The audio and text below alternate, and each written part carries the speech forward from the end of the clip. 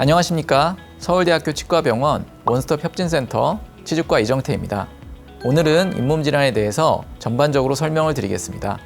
치주질환은 잇몸병이라고 불리우고 풍치라고도 불리웁니다. 치주질환에 대해서 알아보기 앞서 치아와 주변의 구조를 알아보도록 하겠습니다. 저는 치아와 주변 조직을 집과 이를 떠받치는 기둥으로 표현을 자주 합니다. 우리의 몸은 훨씬 복잡하지만 이해를 돕기 위해서 설명을 드리는 것이므로 양해 부탁드리겠습니다. 쉽게 설명을 드리자면 우리가 눈에 보이는 치아는 집이라고 설명할 수 있습니다. 치아 내부에도 신경과 혈관이 있습니다. 치아 밖에는 치아를 지지하는 뼈와 잇몸이 있습니다.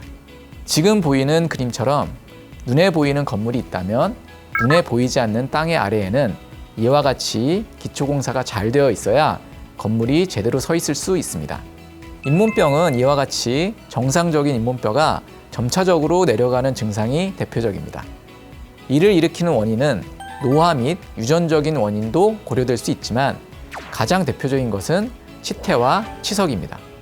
음식물을 섭취하면 다량의 세균이 치아와 잇몸에 달라붙게 되면서 치태와 치석이 생깁니다. 이것이 잇몸에 염증을 유발해 잇몸뼈가 녹아내리게 됩니다.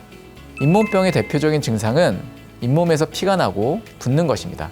하지만 문제는 이렇게 잇몸뼈가 녹는 동안에 증상이 전혀 없다는 것입니다.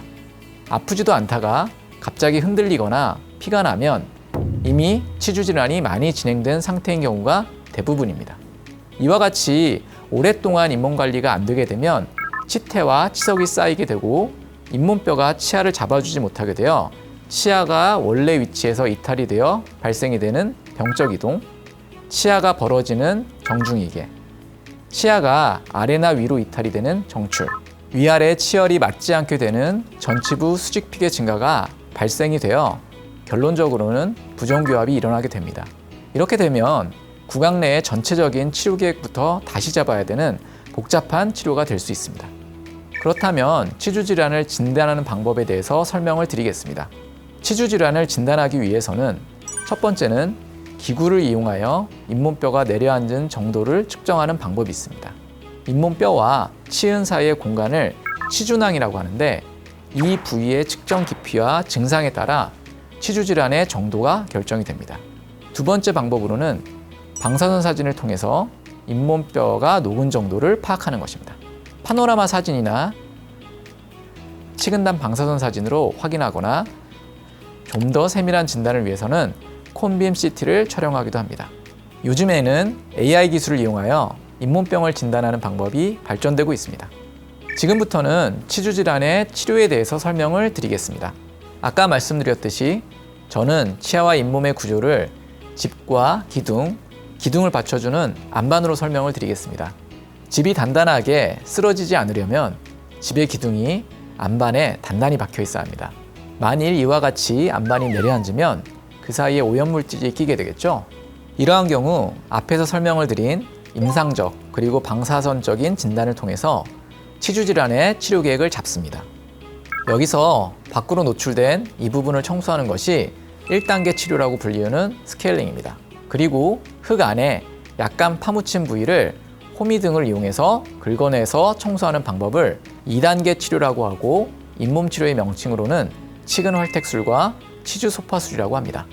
스케일링과의 차이는 치근 활택술은 치근 표면에 백악질이라는 물질 안에 끼어 있는 치석을 제거하는 방법이고 치주 소파술은 주변에 오염된 잇몸 부위까지 함께 긁어서 제거하는 것을 말합니다.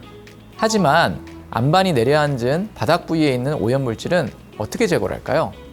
바로 흙을 퍼내야겠죠. 이것이 잇몸을 열고 청소를 하는 3단계 치료입니다. 이렇게 흙을 퍼내고 청소하고 흙을 다시 덮어놓는 것처럼 잇몸을 열고 청소 후 다시 제자리에 위치시킨 후에 꿰매서 마무리하는 수술적인 치료를 치은박리 소파술이라고 합니다.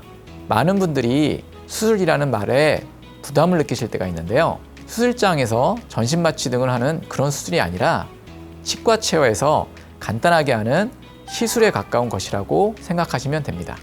기둥과 안반 사이를 흙으로 덮는 것보다 자갈을 채워서 보강을 하는 것을 3단계 치료 중 치조골 이식술을 동반한 조직유도 재생술이라고 합니다.